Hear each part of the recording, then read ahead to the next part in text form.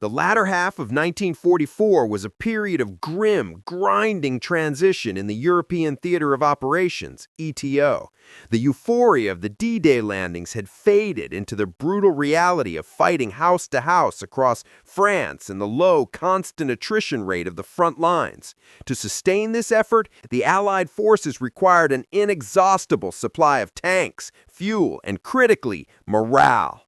For millions of American service members enduring the mud and cold far from home, morale was intrinsically linked to the nostalgic, comforting sounds of the swing era, dominated by one man, Major Alton Glenn Miller. Glenn Miller was a meticulously organized genius of popular music, his orchestra renowned for its unique, liquid-smooth clarinet-led sound. He willingly sacrificed a civilian income estimated at over $500,000 annually, an immense fortune at the time, to enlist in 1942. His commitment was not merely symbolic, it was operational. His mission was to use music as a strategic weapon, to fight homesickness, to drown out the sound of the guns, and to sustain the cultural link between the soldier and the life he was fighting to return to. Miller transformed the standard Army Air Forces band into a 50-piece powerhouse, insisting on a level of professional discipline rarely seen in military music units. He designed new arrangements that could be broadcast effectively over the primitive systems of Armed Forces Radio and the BBC, reaching every foxhole and barracks from England to the Rhine. His orchestra played hundreds of concerts across Britain, providing the final taste of home culture for troops preparing for the invasion, often performing in huge, drafty hangars and under the constant threat of German V-weapon attacks. By late 1944, Miller's broadcasts were considered essential strategic assets, vital to psychological warfare. General Eisenhower's command staff viewed Miller's presence in the ETO as crucial. With Paris liberated, the city was slated to become the new hub for the American presence, and Miller's planned move was the single most important morale initiative scheduled for the holiday season. His ability to transmit the sound of Christmas cheer and American resilience was seen as a necessary psychological bulwark against the predicted cold, brutal winter ahead. Miller himself, always the perfectionist and logistics mastermind, was consumed by the details of moving his massive operation. The transfer required coordinating complex shipping schedules, securing specialized broadcasting equipment, much of which was fragile and irreplaceable, and arranging suitable living quarters for his orchestra in a city still suffering from occupation and scarcity. He was a major primarily dedicated to bureaucracy and movement, focused on the immediate operational demand to get the show running. This intense focus on meticulous planning, ironically, made him vulnerable to the unforeseen chaos of an unscheduled low-priority flight. He was determined to bypass the logistical choke points and personally scout Paris, pushing himself into a precarious corner that the war, which he had so skillfully soundtracked, was about to close in on. The decision to fly Major Glenn Miller across the English Channel in mid-December was a high-risk gamble driven by the urgency of strategic morale. The transfer was not ordered by Miller himself, but by his superior, Lieutenant Colonel Norman F. Basil, a high-ranking officer in the Special Services branch and a man whose background in intelligence suggested an inherent willingness to bypass restrictive, standard protocols for speed.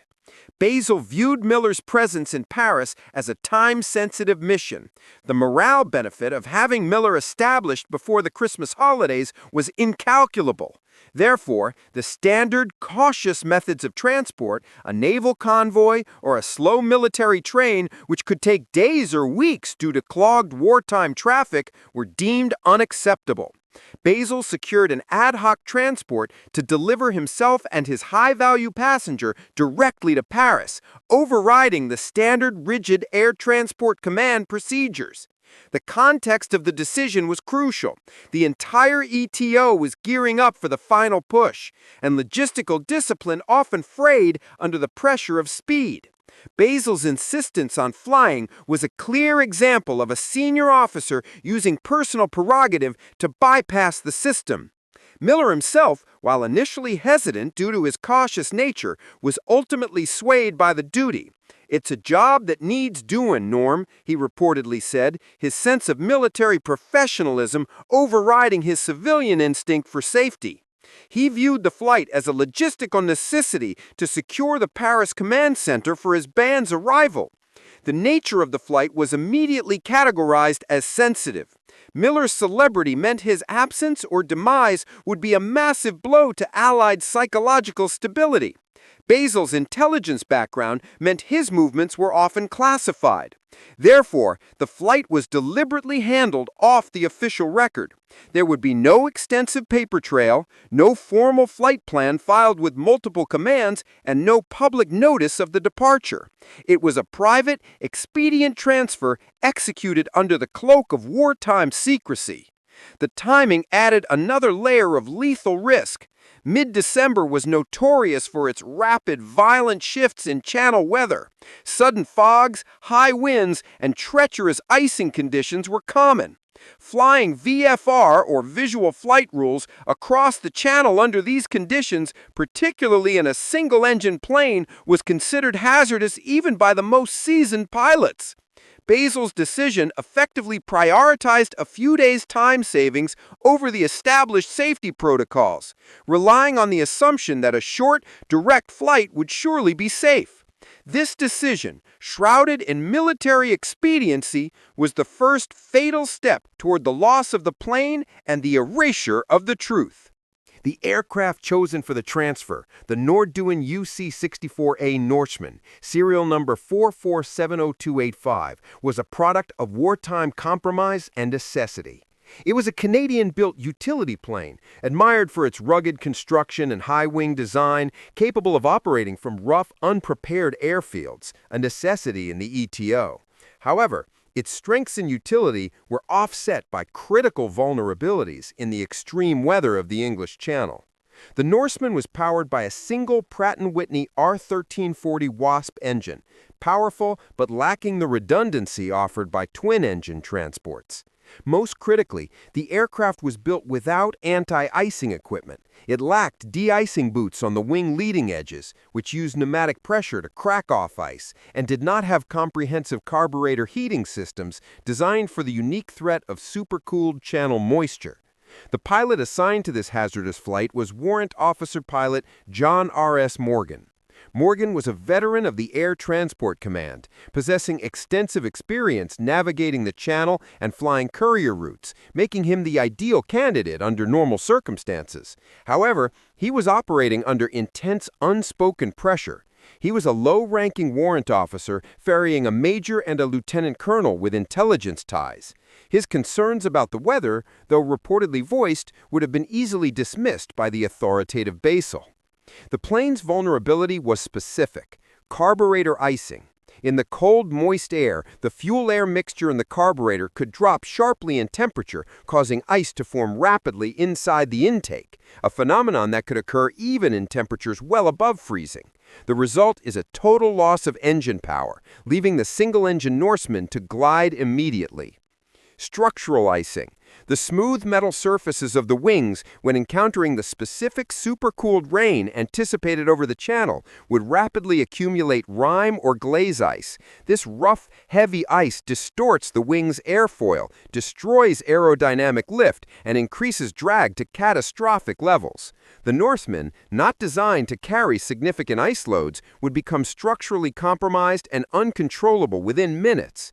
The flight plan, which consisted more of a verbal agreement than a formal multiple signatory document, designated a direct route over the channel. Pilot Morgan understood the immense risk he was taking. His plane was not certified for known icing conditions, yet he was flying high-value cargo toward them. He was relying on the hope that the weather layers would be low enough to fly under or high enough to fly over, a gamble that the specific meteorological conditions of that day would prove fatally wrong. The true killer of the UC-64A Norseman was an insidious, highly localized weather anomaly that was not fully understood or accurately reported by military meteorology at the time. This was not a general winter storm, but a sharp, localized band of supercooled freezing precipitation trapped over the central English Channel. Meteorological data from the area later analyzed showed a dangerous thermal inversion. A layer of warmer air trapped the body of moisture between approximately 3,000 and 6,000 feet. The moisture existed as supercooled liquid droplets, water that remained liquid even though its temperature was below freezing. When the Norseman climbed through this altitude band, the physics of disaster took over. The freeze, the moment the supercooled water touched the plane's solid structures, wings, struts, propeller blades, and the carburetor intake, it froze instantly into hard, dense glaze ice. This process is terrifyingly fast and irreversible for non-de-iced aircraft. Aerodynamics destroyed. The ice accumulation on the wings would have rapidly reduced lift by over 50% while simultaneously increasing drag by up to 200%. The smooth airfoil became a rough, heavy, lifting, killing shape. Engine failure. The single propeller, covered in ice, would vibrate violently, and the engine, fighting carburetor ice, would quickly lose power. In a matter of minutes, the plane would transform from a stable aircraft into an uncontrollable, heavy brick of ice. Adding exponentially to this natural disaster was the unseen military operational hazard, the RAF bomb dump zone. The designated area for returning bomber crews to jettison unused ordnance lay directly along the Miller flight path. This was not a secret, but the specific operational timing was compartmentalized. On the afternoon of December 15th, returning Lancaster bombers, aborting missions due to cloud cover, were dropping their heavy loads, often 4,000-pound cookies, into the channel. The resulting explosions, thousands of pounds of high explosives detonating on or just above the water surface, created immense localized concussive shockwaves and severe atmospheric turbulence. A plane already struggling under the paralyzing weight of structural ice would be catastrophically vulnerable to these sudden, violent pressure waves. The combination of a sudden, fatal icing layer and the massive, repeated concussions from the bomb dumps created a unique, almost improbable kill zone that pilot Morgan could neither have anticipated nor survived.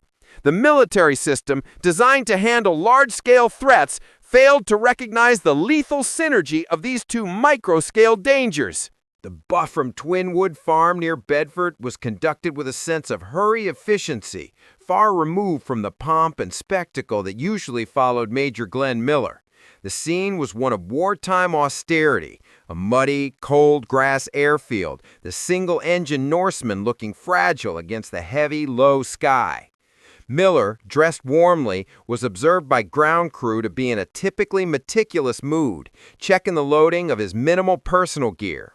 He shook hands with his staff, giving no indication that this was anything other than a quick business trip. Lieutenant Colonel Basel was impatient, urging the pilot to hurry due to the deteriorating weather. Warrant Officer Morgan, meticulous as a matter of survival, conducted his final checks with a visible frown, assessing the cold, moist air mass. The Norseman lifted off, the roar of its single engine quickly muffled by the low ceiling of clouds and rain. The last visual confirmation of the plane was as it vanished into the gray overcast above the British countryside. Aviation experts who later reviewed the limited data speculate the tragedy unfolded rapidly and violently once the plane reached the lethal icing band, around 3,500 to 5,000 feet over the central channel. 0 + 5 minutes. Initial climb, the plane is flying steadily, but ice begins forming on the leading edges and propeller blades. Morgan notes increase in vibration and applies carburetor heat, possibly already fighting a power drop. 0 + 10 minutes. The crisis. The rate of ice accretion becomes rapid and overwhelming. The propeller is heavily out of balance. The wings are losing lift quickly. The plane begins to buffet violently, pitching the occupants. Morgan is fighting the stick, attempting to descend quickly below the freezing layer or climb rapidly above it, a near impossible task with the weight of the ice. 0 + 15 minutes. The impact. In this critical struggle, the plane enters the proximity of the RAF dump zone. Eyewitness accounts suggest a returning Lancaster crew spotted the struggling Norsemen just as they released their heavy ordnance. The concussive shockwave from a multi-thousand-pound bomb exploding near the water would have been instantaneous and decisive, potentially shattering the already stressed wings or causing total loss of control, sending the plane spiraling into the sea. The entire event would have lasted less than 20 minutes from takeoff to impact. There would be no time for a distress call, even if radio silence wasn't mandated. The power failure and extreme vibration would have prevented transmission. The plane simply fell from the sky, its fragile wood and fabric structure splintering upon impact with the freezing water, sinking almost instantly into the deep, cold channel waters. The moment of Major Glenn Miller's vanishing triggered an immediate, high-level crisis, dealt with not by the air-sea rescue, but by the highest echelons of ETO command. The official response was total, surgical suppression of information. When the Norseman failed to report in Paris, alarm bells went off directly within the Special Services Command. They knew immediately the gravity of losing their most valuable morale asset, coupled with the presence of Lieutenant Colonel Bessel, the intelligence officer. The initial search was nominal, consisting of a few quick patrols over the immediate area, which yielded no results due to the severe weather and poor visibility. The official investigation was curtailed almost before it began. The decision to cover up the details was multifaceted and highly pragmatic. The Bulge, the immediate onset of the Battle of the Bulge on December 17th, demanded total focus and absolute morale stability. Revealing the death of Miller would have been a devastating propaganda victory for the Germans and a catastrophic blow to the confidence of the Allied troops now fighting desperately in the Ardennes forest. Operational security. Bessel's mission and the nature of the unauthorized courier flight needed to remain obscured. Admitting the flight was unauthorized and involved an intelligence officer would require public disclosure of procedures deemed vital to wartime secrecy. The RAF factor, the potential, if unconfirmed involvement of the RAF bomb dump, was the most critical factor. Admitting that an American icon was accidentally killed by friendly fire during a secret, unauthorized mission would have been an international disaster, straining Anglo-American relations and fueling immense controversy. The solution was bureaucratic erasure. The flight was scrubbed from easily accessible records. The official status became missing in action, MIA, announced discreetly on Christmas Eve, positioned to be overshadowed by the holiday and the massive news from the Ardennes forest. By declaring him MIA, the military avoided the complexity of a formal court of inquiry, which would have required summoning witnesses like the RAF bomber crews and investigating meteorological reports, all highly sensitive documents. The truth, in this case, was considered a liability to the war effort, and so Glenn Miller's death was officially filed under silence and ambiguity. The military's rigid silence successfully protected morale, but ensured the mystery would outlive the war itself, feeding a constant cycle of speculation and conspiracy. The total lack of wreckage, no life jacket, no piece of fuselage, no engine cowl, became the central void around which the rumors clustered. The Norseman, being largely constructed of wood and fabric, was likely pulverized upon impact and sank instantly, leaving virtually no debris to float. The military, having created the void, quietly allowed fantastic theories to flourish, which often served to distract from the simpler, more uncomfortable truth of bureaucratic negligence and accidental death. The brothel theory, the salacious, completely unfounded rumor that Miller died in a high-society Paris brothel of a heart attack or medical incident, and the plane crash was faked to protect his iconic image and the reputation of the Army. This theory was convenient because it pointed the blame away from military protocol. The assassination theory, the theory that Miller, perhaps accidentally discovering some high-level conspiracy involving Basil, was deliberately shot down by his own forces. This theory appealed to the public's appetite for espionage, but had no basis in evidence. The simpler, evidence-based conclusion, structural icing combined with the massive, unexpected concussions from the RAF bomb run, was the one the military refused to confirm. The RAF records regarding the bomb dump zone and the specific dates, times were classified for decades. It wasn't until the 1980s and 1990s when historians and aviation enthusiasts began meticulously cross-referencing declassified records, including the personal diaries of RAF air gunners like Fred Shaw, with meteorological data, that the pieces aligned. The consensus among aviation experts points to the icing bomb dump synergy as the overwhelming probable cause. Yet the official U.S. government position remains static. Major Glenn Miller is listed as MIA, presumed lost over the English Channel. The records of the Norseman flight remain ambiguous, a testament to the military's permanent commitment to the initial expedient cover-up. The cost of admitting the truth that a major cultural figure was lost not to the enemy, but to a collision of poor planning and friendly ordnance was a cost the war machine was never willing to pay. Major Glenn Miller's ultimate fate remains locked in the cold embrace of the English Channel. The wreckage of the UC-64A Norseman has never been found, despite numerous deep-sea searches. The search for physical proof mirrors the search for bureaucratic proof. Both are buried too deep to be easily recovered. Miller's legacy, however, is indelible. His music continued to be the sound of the GI throughout the rest of the war and into the post-war occupation. His band fulfilled his mission, playing the scheduled Christmas concerts, their precision and energy serving as a profound tribute to their missing leader. His disappearance serves as a permanent, unresolved chord in the history of World War II, a cautionary tale about the intersection of celebrity, military urgency, and aviation hazards. It underscores the brutal, pragmatic nature of wartime command, where the morale of millions outweighed the simple truth for the family and colleagues of one man. The story highlights the sacrifices of the unheralded, Warrant Officer Pilot Morgan, who expressed caution but flew to mission anyway, and Lieutenant Colonel Basel, who prioritized speed over safety. All three men were victims of a system that demanded quick results and then sanitized the resulting failure.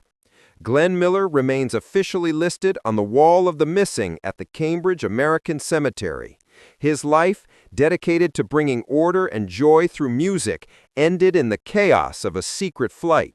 His final, silent mission was a testament to the fact that in the global war, the enemy was not always visible, and sometimes the most devastating casualties were the result of the logistical, environmental, and administrative forces that the war machine itself unleashed. The music played on, but the conductor was forever lost to the secretive currents of the war he helped soundtrack.